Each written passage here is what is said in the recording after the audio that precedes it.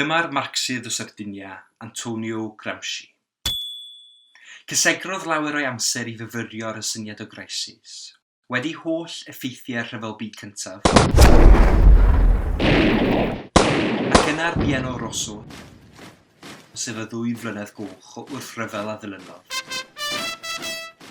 Credai y dulliau trefn sosialaidd yn naturiol o crisis a afalau mewn cyfalafiaeth.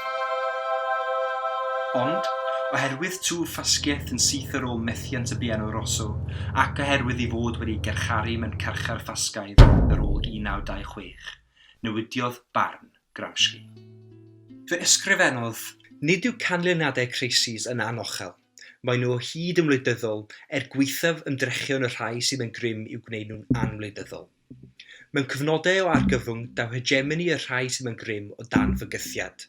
Caiff y drefn a ystyried y norm ei chwestiynu a gall y potensial ar gyfer newid unai gael ei wireddu neu ddi-ystyru.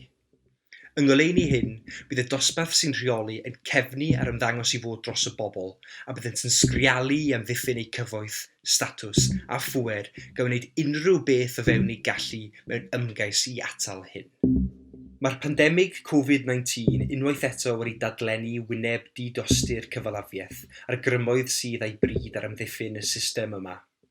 Mae blynyddoedd o gynni wedi golygu fod y gwasanaeth iechyd gwladol wedi cael ei amddifadu o'r gallu I weithredu'n gyflawn.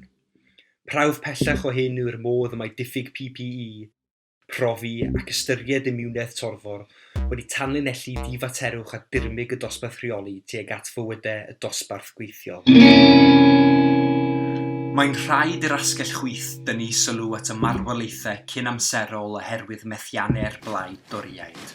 Mae rhaid iddynt bwysleisio mae gwleidyddiaeth sydd tu cefn i'r dioddef a'r gwrthdaro yn y gweithle, trachwant y landloriaid a chywilydd y system fyd daliadau.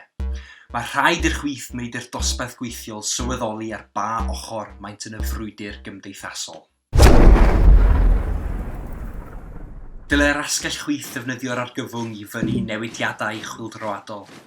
Mae gofynion oedd unwaith yn cael ei di-ystyru fel breuddwyd afrealistig yn nawr yn cael ei gwireddu a chant ei gweld fel anghenion hanfodol.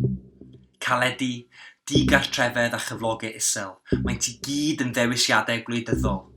Mae cymuned, caredigrwydd a gofal, nid maent elw corfforaethau wedi amlygu ei hunan fel y gwerthwyr sy'n bwysig i'r bobl.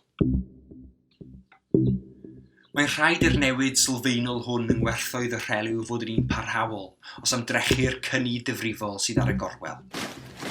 Unwaith disgrifiodd Gramsci gyfalafiaeth fel caer a'r wladwriaeth bourgeois fel y rheng gyntaf yn ei amddiffynoedd. Cynrycholer ar gyfwng dwll sydd wedi ei chwalu yn y mur.